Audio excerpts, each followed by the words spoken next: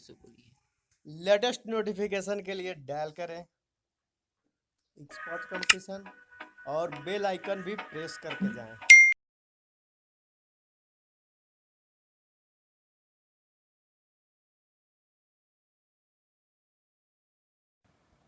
Covid 19 के टीकाकरण के लिए तीसरे चरण के रजिस्ट्रेशन 28 अप्रैल से शुरू हो रहे हैं। इस चरण के लिए 18 साल और उससे ऊपर की आयु वाले 1 मई से टीका लगवा सकेंगे। लेकिन इस चरण में टीका लगवाने के लिए लोगों को कोविन प्लेटफॉर्म या आरोग्य सेतु ऐप पर जाकर वैक्सीन के लिए रजिस्ट्रेशन कराना होगा। सीधे अस्पताल में जाकर रजिस्ट्रेशन नहीं हो सकेगा। कोरोना वैक्सीन की उपलब्धता बढ़ाने के लिए सरकार ने भारत बायोटेक और सीरम इंस्टीट्यूट ऑफ इंडिया की 2 वैक्सीन को इजाजत दी थी और इसके बाद विदेश में बनी स्पुतनिक वैक्सीन को भी आपातकालीन इस्तेमाल की मंजूरी दी गई है। रेड्डी लैब्स की मदद से स्पुतनिक का निर्माण अब भारत में हो सकेगा। भारत सरकार ने CII और कोवैक्सीन बनाने वाली कंपनी भारत बायोटेक को 4,500 करोड़ की सहायता राशि देने की घोषणा की है। तीसरे चरण को हरी झंडी दिखाते हुए सरकार ने वैक्सीन निर्माताओं को 50% तक वैक्सीन राज्यों और निजी अस्पतालों को देने की इजाजत दे दी है। लेकिन आप ये सोच रहे होंगे कि इसके लिए रजिस्ट्रेशन कैसे करना है, तो ऐसे में हम आपको बता रहे हैं हर वो बात जो तीसरे चरण के कोरोना टीकाकरण के लिए आपको जानना जरूरी है। आखिर कैसे करें रजिस्ट्रेशन? सबसे पहले cowin.gov.in की वेबसाइट पर जाएं और अपना मोबाइल फोन नंबर दर्ज करें। आपके नंबर पर आपको एक 1 टाइम पासवर्ड मिलेगा। इस नंबर को वेबसाइट पर लिखे OTP बॉक्स में लिखें और वेरीफाई लिखे आइकन पर क्लिक करें। इससे ये वेरीफाई हो जाएगा। इसके बाद आपको रजिस्ट्रेशन का पन्ना नजर आएगा।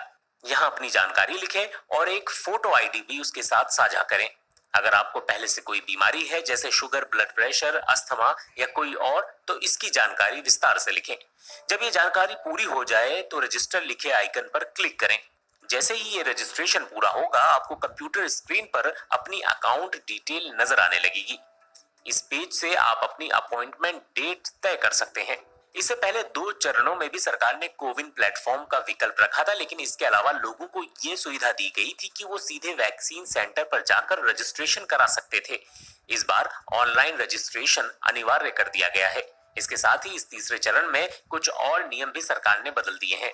पहले दूसरे चरण में एक व्यक्ति 4 लोगों के लिए रजिस्ट्रेशन कर सकता था, लेकिन अब 1 मई से शुरू होने वाले चरण में एक शख्स बस खुद का ही रजिस्ट्रेशन कर सकता है।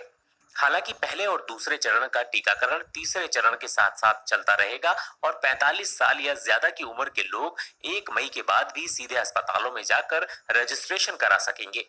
केंद्र सरकार के अस्पतालों में वैक्सीन सभी को मुफ्त में दी जाएगी, लेकिन राज्य सरकार के अस्पताल, निजी अस्पताल में लोगों को इसका भुगतान करना होगा। जैसे कोविशील्ड वैक्सीन के लिए राज्य सरकार के अस्पताल में 400 रुपए देने होंगे और निजी अस्पताल में ये टीका लगवाने के लिए 600 रुपए देने होंगे।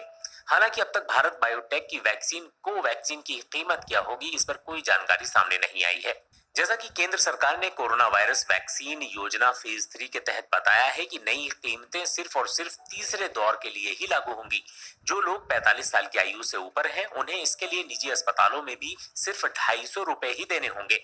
उत्तर प्रदेश, असम, सिक्किम, बिहार, छत्तीसगढ़, मध्य प्रदेश, केरल ने तीसरे चरण में लोगों को मुफ्त में वैक्सीन लगाने का ऐलान किया है।